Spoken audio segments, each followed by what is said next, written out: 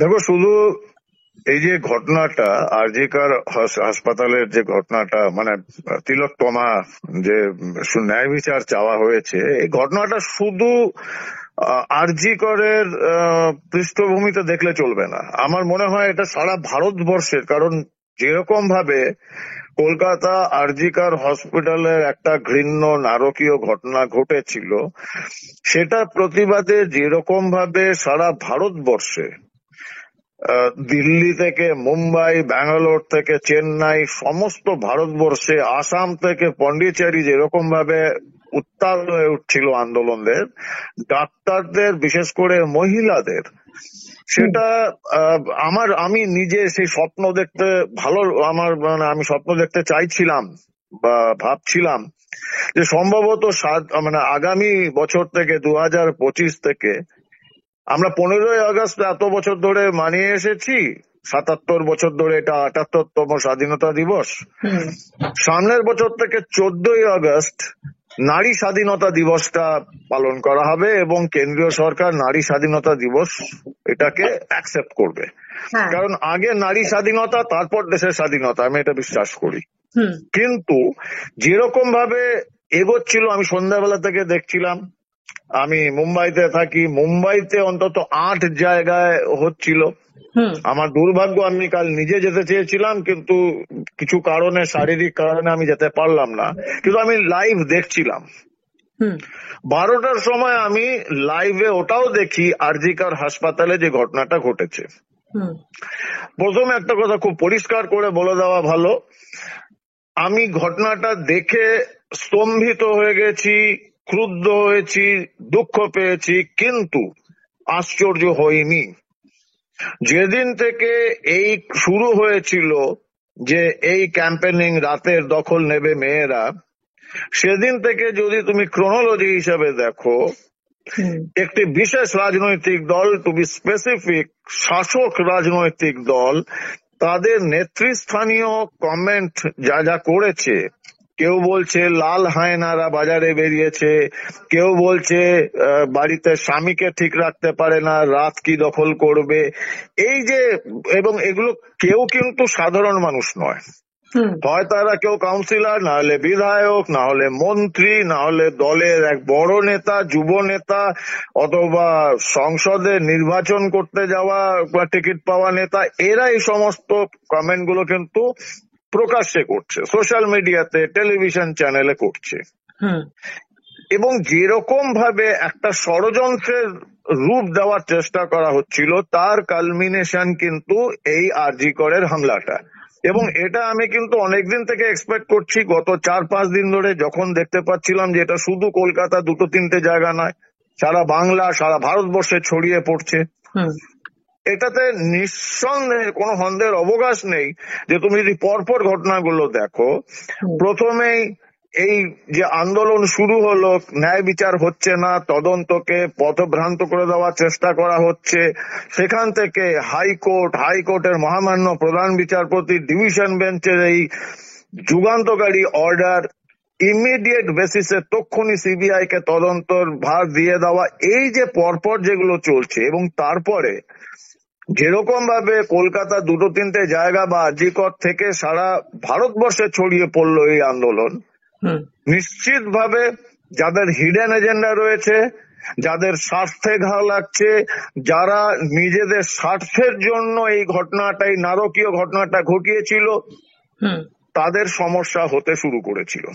এবং এই আক্রমণ আমি এক্সপেক্ট করেছিলাম, কারণ এই আক্রমণের পরে, এই ঘটনার পরেই দেখবে, সেটা অবভিয়াসলি সমস্ত পাবলিক ডোমেনে রয়েছে, রাজ্যের প্রশাসনিক প্রধান সেই দলের সুপ্রিমো হয়ে কি তার মন্তব্য হলো, উনি বলতেই পারতেন যে যারা গুন্ডারা যদি কেউ করে থাকে, সে যে দলেরই হোক, দলমত নির্বিশেষে, আমার দক্ষতম কলকাতা পুলিশ, পৃথিবীর শ্রেষ্ঠ পুলিশ, তারা অ্যারেস্ট করবে, দুধ কা দুধ, পানি কা পানি হবে, এর মধ্যে আমি রাজনীতির রং দেখবো না। ওনার মন্তব্য ছিল আলাদা। ওনার মন্তব্য ছিল যে বাংলাদেশের মতো আমার এখানেও ক্ষমতা দখল করবে।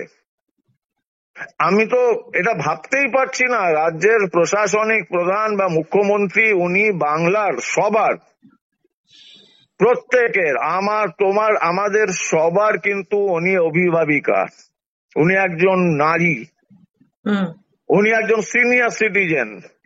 এইটুকু সংযম আশা করেছিলাম ওনার কাছ থেকে, কিন্তু সেটা যখন দেখা গেল না, এবং যেরকম ভাবে উনি ওই আরজি করের যে কালকে রাতের যে গুন্ডামো লুম্পেনগিরি, সেটাকে জাস্টিফাই করলেন বা দেখাতে চেষ্টা করলেন হুম যে বাংলাদেশের মতো ঘটনা ঘটছে, তো উনি কি বলতে চাচ্ছেন যে এর পেছনে আমেরিকা বা চীন বা রাশিয়ারও হাত রয়েছে? তো সেটা বলুন। সেটা দেখো, এটা যদি কেউ ভুলে যায় যে বাংলার বা ভারতবর্ষের এই প্রতিবাদ শুধু 14ই আগস্ট রাত 12টাতে বা 15ই আগস্ট সকাল ভোর 2টোতে শেষ হয়ে যাবে, তাহলে সে মূর্খের স্বর্গে বাস করছে। যত দমন পীড়ন হবে, যত ষড়যন্ত্র হবে, চক্রান্ত হবে, তত কিন্তু এই আন্দোলন বাড়বে। আমি জানি না ওনার মতন একজন মানুষ, যিনি সম্ভবত আজকের দিনে বাংলায় এবং ভারতবর্ষের অন্যতম রাজনৈতিক ব্যক্তিত্ব, যিনি মাটির গন্ধ সব থেকে বেশি পান, হুম আমার মনে হয় হতে পারে ওনার প্রচন্ড সর্দি টর্দি হয়েছে, যার জন্য নাক বন্ধ, ওনার ঘ্রাণ শক্তিটা বোধহয় কোনো কারণে ধ্বংস হয়ে গেছে। এবং চোখের দৃষ্টিতে তো দেখতে পাচ্ছেন সারা বাংলা জুড়ে, ভারতবর্ষ জুড়ে কি হচ্ছে, সে তো টেলিভিশন চ্যানেলগুলোতে দেখাচ্ছে, কিন্তু মাটির গন্ধটা আমার মনে হয় উনি হারিয়ে ফেলেছেন, সেই ঘ্রাণ শক্তি। হুম তো এছাড়া কিছু বলার নেই। এটা একটা, আমার মনে হয়, এবং সারা বাংলার মানুষ বিশ্বাস করছে, যারা দেখছে ভারতবর্ষের মানুষ দেখেছে, হুম আমার মনে হয় এটা একটা ষড়যন্ত্রের অংশ। হুম এখন এটা তো পুলিশকে ঠিক করতে হবে, তারা তদন্ত করে কতদূর কি করবে। হুম দীপাঞ্জন দা, আপনি এক্ষুনি বলছিলেন যে উনি মাটির গন্ধ পান বা মাটির গন্ধের কথা বলেন, এবং তিনি, তার স্লোগানই ছিল মা মাটি মানুষের সরকার। সেখানে দাঁড়িয়ে এই যে ভাঙচুরের ফলে যে ক্ষতি হলো, সেটা তো সাধারণ মানুষের, কারণ সাধারণ গরিব গুরব মানুষ, তাদের পক্ষে সম্ভব নয় সুপার স্পেশালিটি প্রাইভেট হসপিটালে গিয়ে চিকিৎসা করানো। তো এই মানে এই এমার্জেন্সি যেটা ভাঙা হলো, সেখানে কিন্তু অত্যন্ত গরিব মা, মানে যাকে মাটি বলে উনি মানে বলেছিলেন, সেই রকম ধরনের মানুষেরাই যায়। তো সেখানে দাঁড়িয়ে এই ভাঙচুরের ফলে তো সেই সব মানুষেরই ক্ষতি হলো, যাদেরকে উনি বারবার উদ্ধৃত করেন। তাহলে এটা কি আরজি করের আন্দোলনকে থামিয়ে দেওয়ার প্রচেষ্টা হলো? দেখো, আন্দোলন থামবে না, আন্দোলন আরো শক্তিশালী হবে, আরো তীব্রতর হবে, আরো এটা ছড়িয়ে পড়বে।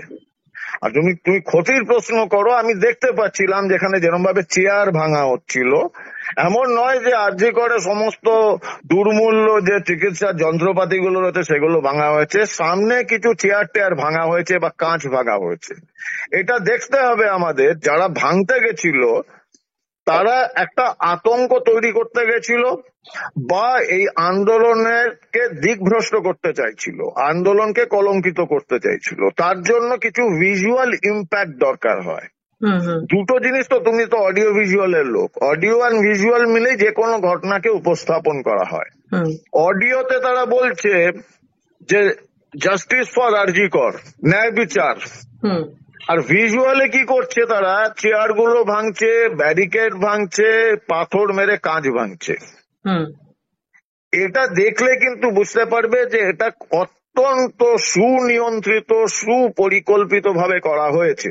হুম যেরকম ভাবে আমি দেখছিলাম, বিভিন্ন চ্যানেল ঘুরিয়ে ঘুরিয়ে দেখছিলাম, যে কোন নির্দিষ্ট চ্যানেলকে তো বলা হয়েই থাকে যে রাজ্য সরকারের বা ওই শাসক দল বিরোধী, আমি সবকটা চ্যানেল দেখেছি, এবং তথাকথিত সেই চ্যানেলগুলো দেখেছি যেগুলো সম্পর্কে অভিযোগ যারা শাসক বা রাজ্য প্রশাসনের পৃষ্ঠপোষক বলো বা সমর্থক বলো, আমি সেই চ্যানেলগুলোতেও দেখেছি, কারণ ক্যামেরা মিথ্যা কথা বলে না।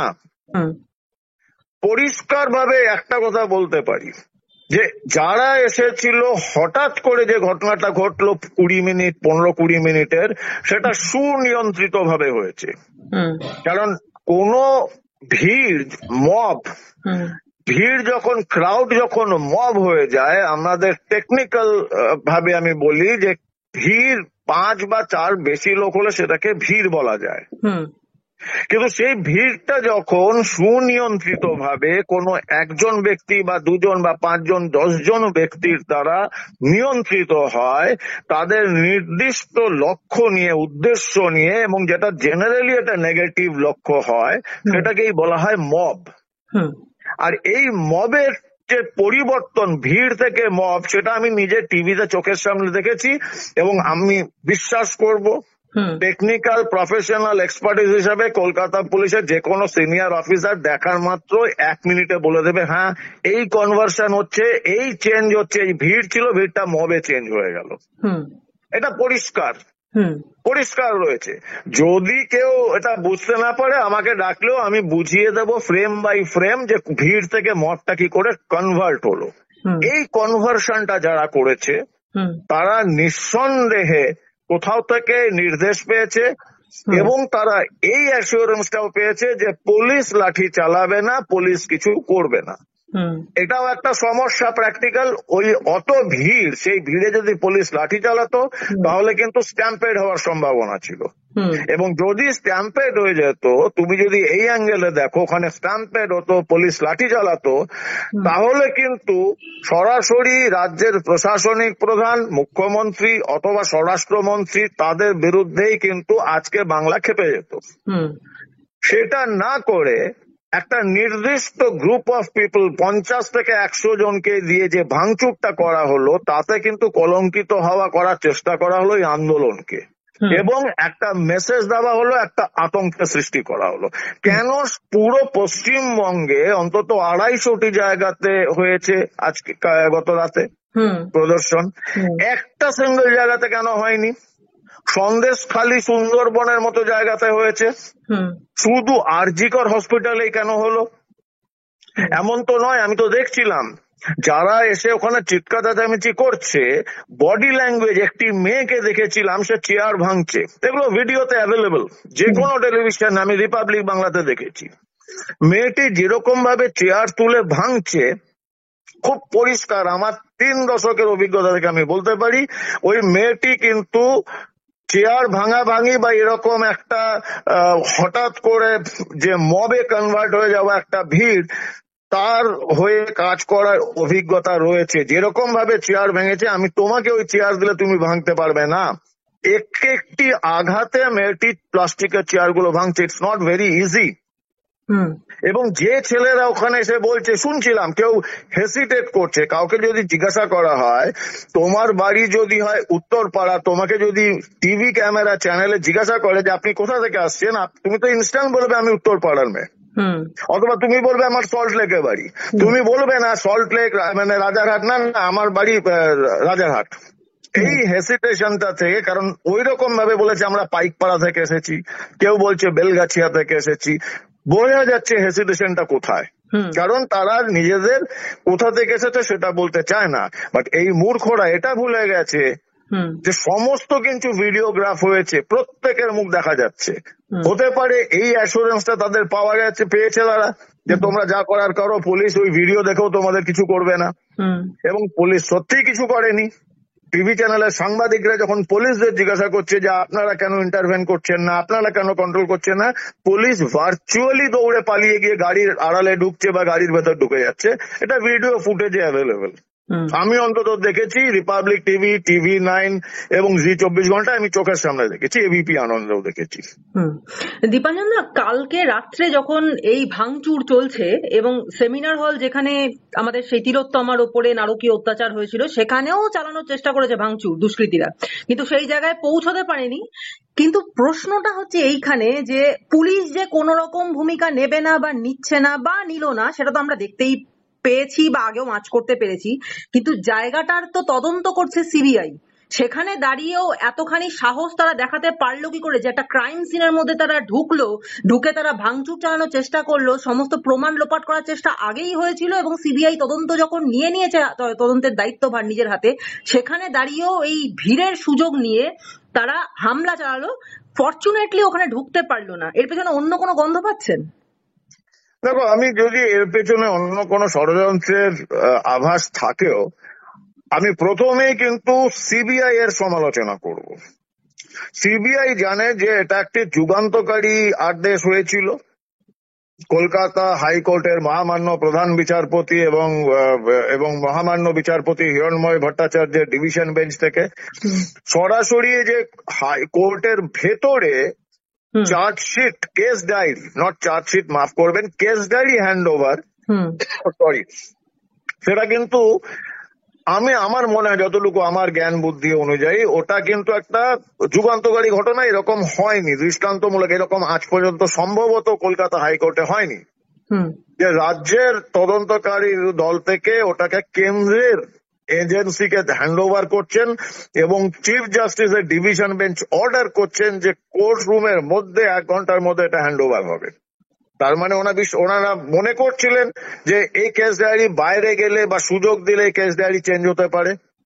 অবশ্যই সেই রকম অবস্থায় যখন এত ক্রিটিক্যাল কেস সিবিআই বলল যে আমরা এক্ষুনি নিতে রাজি আছি এবং নিল, তারপরে সিবিআই এর কিন্তু উচিত ছিল যে এই যে প্লেস অফ অকারেন্স বা যেটাকে তুমি বলছো ক্রাইম সিন, ওই প্লেস অফ অকারেন্স এর প্রোটেকশনের জন্য এবং এই প্লেস অফ অকারেন্সে যে ভাঙচুর বা রিনোভেশন নামে শুরু হয়েছে, যে অর্ডার করেছে তাকে ইমিডিয়েট কাস্টাডিতে নেওয়া, সম্ভবত ওই যে ভদ্রলোকের নামে সম্ভবত প্রচুর অভিযোগ উঠছে, ওই সন্দীপ ঘোষ, ওনাকে ইমিডিয়েট কাস্টাডিতে নেওয়া উচিত যে এটা জাস্টিফাই করুন যে কোন অধিকারে বা কিসের জন্য উনি এই রেনোভেশনের অর্ডার দিয়েছেন। খুব পরিষ্কার ভাবে একটা কথা বলি, মহামান্য প্রধান বিচারপতি ডিভিশন বেঞ্চ পরশু কিন্তু একটা দুর্দান্ত অর্ডার দিয়েছিলেন, অবজারভেশনও বলেছিলেন যে আমি দেখতে চাই এই সন্দীপ ঘোষ যে রেজিগনেশনটা দিয়েছে সেই রেজিগনেশন লেটারটা, কারণ ওটাতে উনি কি গ্রাউন্ডে রেজিগনেশন চাইছেন। অ্যাট দ্য সেম টাইম আমি ওটাও দেখতে চাই যে পশ্চিমবঙ্গ সরকারের স্বাস্থ্য বিভাগ থেকে যে অর্ডার দেওয়া হয়েছে ওনাকে ন্যাশনাল মেডিকেল কলেজে ট্রান্সফার করা হয়েছে, সেই অর্ডারের কপিটাও দেখতে চাই। এই দুটো জিনিস কিন্তু অত্যন্ত গুরুত্বপূর্ণ। এটা কিন্তু প্রধান বিচারপতি ডিভিশন বেঞ্চ কোর্টে অবজারভেশন এবং অর্ডারে বলেছে। এটা বলা মানে ওরাও বুঝতে পাচ্ছেন যে কোথায় দিক নির্দেশটা কোথায় যাচ্ছে বা যাওয়া উচিত সিবিআই এর। তারপরও কিন্তু সিবিআই এর এনশিওর করা উচিত ছিল, বেশক কলকাতা পুলিশকে ইনস্ট্রাকশন দিয়ে কি আমার এই প্লেস অফ অকারেন্স বা ক্রাইম সিন এটাকে সাংঘাতিক ভাবে প্রোটেক্ট করুন, এটাতে যেন কোনো সমস্যা না হয়। আমি জানি না সেটা কালকে প্রোটেক্ট করা হয়েছিল কিনা, যদি না হয়ে থাকে তাহলে নিঃসন্দেহে আঙ্গুল উঠবে, বিভিন্ন প্রশ্ন উঠবে। এর মধ্যে কিন্তু আঙ্গুল ওঠা শুরু হয়ে গেছে, কারণ এর মধ্যেই সাধারণ মানুষ প্রশ্ন তুলতে শুরু করেছে যে এতগুলো দুর্নীতির মামলা সিবিআই এর হাতে যাওয়ার পরেও, সেখানে এত রাশিকৃত প্রমাণ পাওয়ার পরেও একের পর এক যারা অভিযুক্ত তারা ছাড় পেয়ে যাচ্ছে, হয়তো এই যে নির্যাতিতা, যাকে আমরা তিলোত্তমা বলছি, যাকে আমরা অভয়া বলছি, সেও হয়তো সুবিচার পাবে না, সিবিআই এর হাতে গেলেও হয়তো পাবে না, এই একটা সন্দেহ সাধারণ মানুষের মধ্যে দানা বাঁধছিলই। এবং গতকাল যেরকম ভাবে ভাঙচুরের চেষ্টা চললো বা যেভাবে প্রমাণ লোপাটের চেষ্টা চললো, ভাগ্যিস সেখানে প্রমাণটা লোপাট হতে পারেনি বা সেই অবধি তারা যেতে পারেনি, কিন্তু সিসিটিভি ক্যামেরা ভেঙে দেওয়া হয়েছে, এমার্জেন্সি বিভাগে বিশাল ভাঙচুর করা হয়েছে, যেখানে এখন পরিষেবা দেওয়ার মতো অবস্থাই নেই। এমনকি আমরা যেটা খবর পেয়েছি বা আমরা ছবিও দেখেছি যে দামি ওষুধের ভায়াল, যেগুলো থেকে যেই সমস্ত ইনজেকশন সাধারণ মানুষের পক্ষে কিনে হয়তো দেওয়া, গরিব মানুষের পক্ষে দেওয়া সম্ভব নয়, সেগুলোর ভায়াল গুলো ছিল যে সরকারি হাসপাতালে দেওয়া হয়, সেগুলো পর্যন্ত ভাঙচুর করা হয়েছে। তো এর পরে সিবিআই কতদূর বিশ্বাসযোগ্য বা ভরসাযোগ্য, কেন্দ্রীয় যে একটা তদন্তকারী সংস্থা যার উপর মানুষ বিশ্বাস রাখবে, সেই বিশ্বাসটাও তো প্রায় উঠে যাওয়ার পথে। কি বলবেন, সাধারণ মানুষের কি হবে এবার? দেখো, দুটো জিনিস তোমার বক্তব্য থেকে আমি দুটো জিনিস বলছি। এক, তুমি একটা আশা প্রকাশ করেছো যে ওই প্লেস অফ অকারেন্স বা ক্রাইম সিন বা প্রমাণগুলো নষ্ট হয়নি। তুমি কি করে জানলে? আমার তো বিশ্বাস, আমার তো মনে হয় যে সুচতুর মাথা হাজার হাজার লক্ষ লক্ষ ছেলে মেয়ের মধ্যে 10, 15, 20, 50 জনকে ঢুকিয়ে দিয়ে একটা মব অর্গানাইজ করে এই জিনিসগুলো করতে পারে, সেই মাথা কি চেষ্টা করবে না যে ওখানে প্রমাণ লোপাটের? আর যেখানে প্রশাসন পুলিশের উপর একটা নিয়ন্ত্রণ আছে, তো আমি ধরে নিচ্ছি সেখানে প্রমাণ ইতিমধ্যে নষ্ট হয়েছে। কারণ সিবিআই অর্ডার পাওয়ার 1 ঘন্টার মধ্যে তো সিবিআই এর উচিত ছিল কেন্দ্রীয় বাহিনী, সিআরপিএফ এর জওয়ান বা সিআইএসএফ এর জওয়ান দিয়ে প্লেস অফ অকারেন্স বা ক্রাইম সিনকে ঘিরে রাখা। কারণ এটাতে তো পরিষ্কার রাজ্য পুলিশ বা কলকাতা পুলিশের উপরে মহামান্য আদালত, আমি বলছি না সাধারণ জনগণ, সংবাদ মাধ্যম আমি ছেড়ে দাও বা রাজনৈতিক দল ছেড়ে দাও, মহামান্য কলকাতা হাইকোর্টের প্রধান বিচারপতি এবং মহামান্য বিচারপতি হিরণময় ভট্টাচার্য মহাশয়ের যে ডিভিশন বেঞ্চ, তারা বিশ্বাস রাখছে না কলকাতা পুলিশের উপরে। সিবিআই কেন কলকাতা পুলিশের উপর বিশ্বাস রাখছে যে তারা ক্রাইম সিন প্রোটেক্ট করবে? সিবিআই কেন কেন্দ্রীয় বাহিনীর লোক দিয়ে ওটাকে ঘিরে রাখেনি? কারণ এন্ড অফ দ্য ডে যদি তথ্য প্রমাণের অভাবে তদন্তের ফয়সলা না হয় বা আমাদের বোনটি তিলোত্তমা সে যদি ন্যায় বিচার না পায়, তার দায়িত্ব কিন্তু যাবে সিবিআই এর উপরে, এবং অবভিয়াসলি একটা দায়িত্ব পালন করতে হবে মহামান্য আদালতকে, কলকাতা হাইকোর্টকে।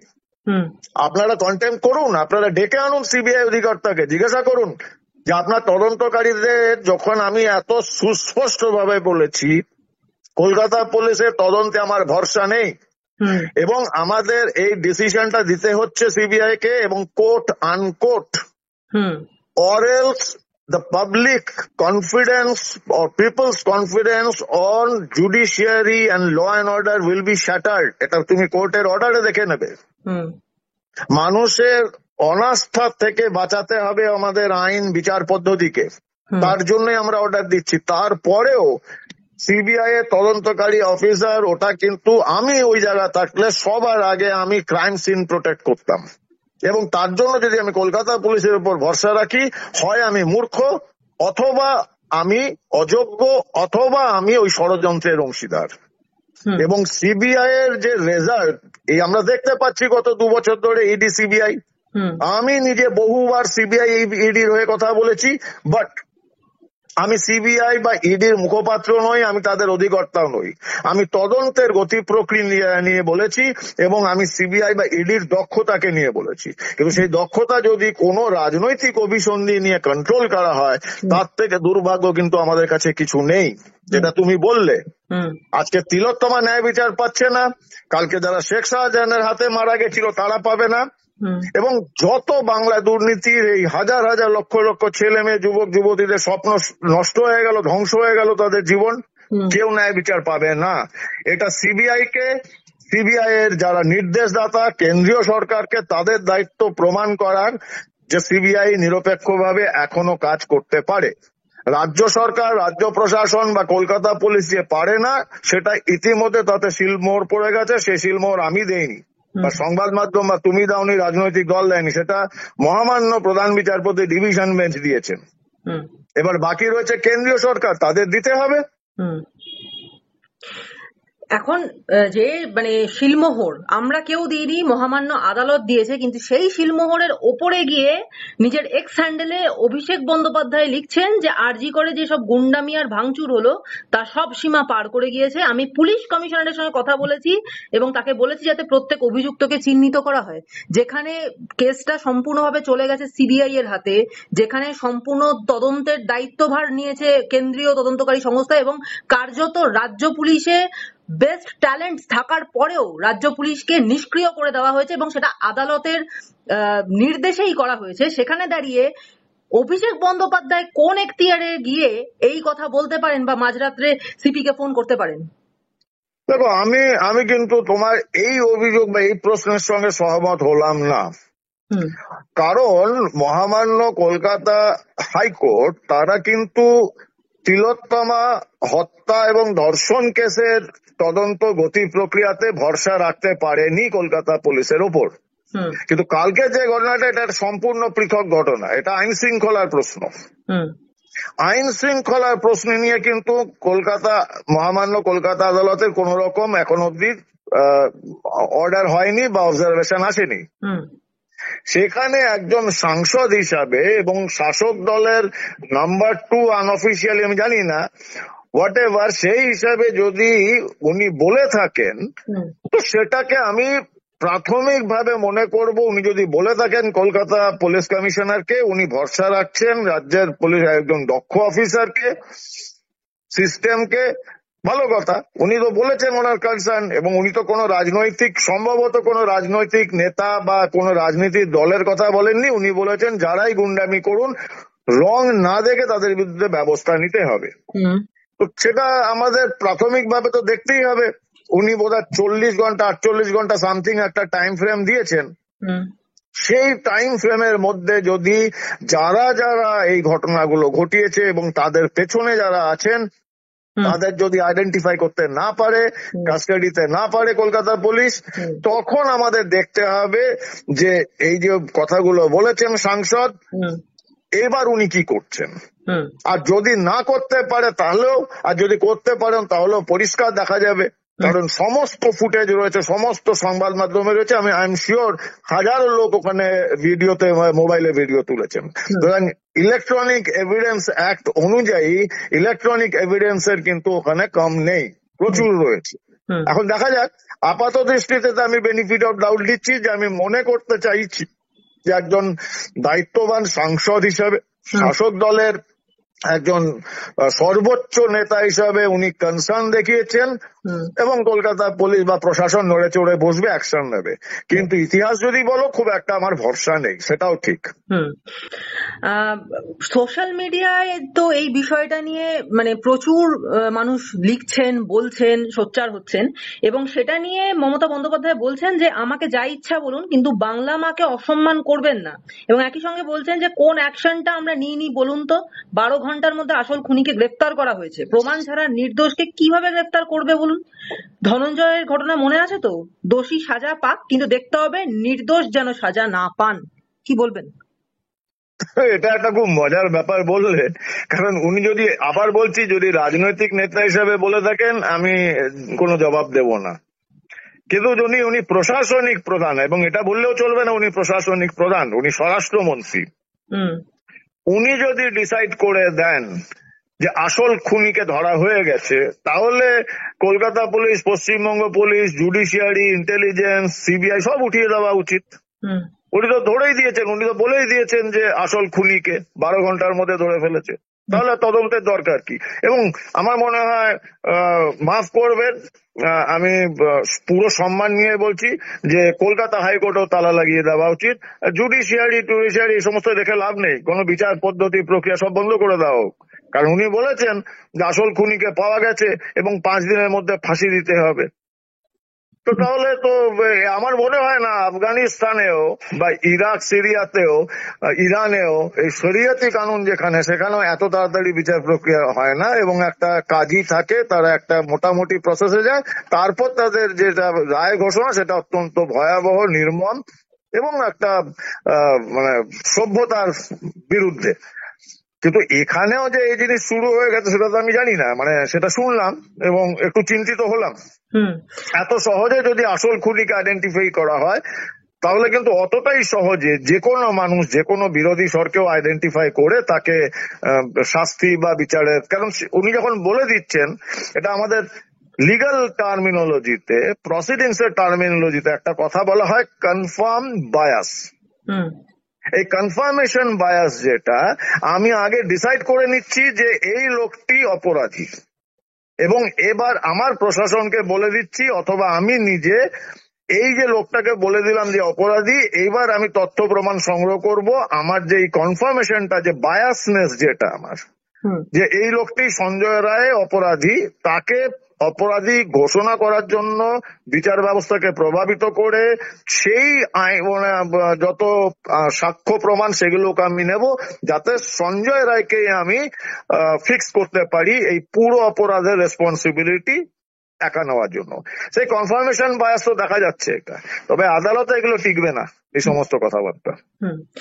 দীপাঞ্জন দা, একটা শেষ প্রশ্ন করব, খুব স্পেসিফিক প্রশ্ন, যে সিবিআই তে কি তাহলে মানে আপনার আস্থা আছে? কারণ সাধারণ মানুষ কিন্তু সিবিআই এর ওপর থেকে আস্থা হারাচ্ছে, এবং একটু আগেই আপনি বললেন যে সিবিআই যেভাবে তদন্ত শুরু থেকেই গাফিলতি দেখালো, সেখানে দাঁড়িয়ে সিবিআই এর ওপর আস্থা রাখাটা কঠিন হয়ে পড়ছে।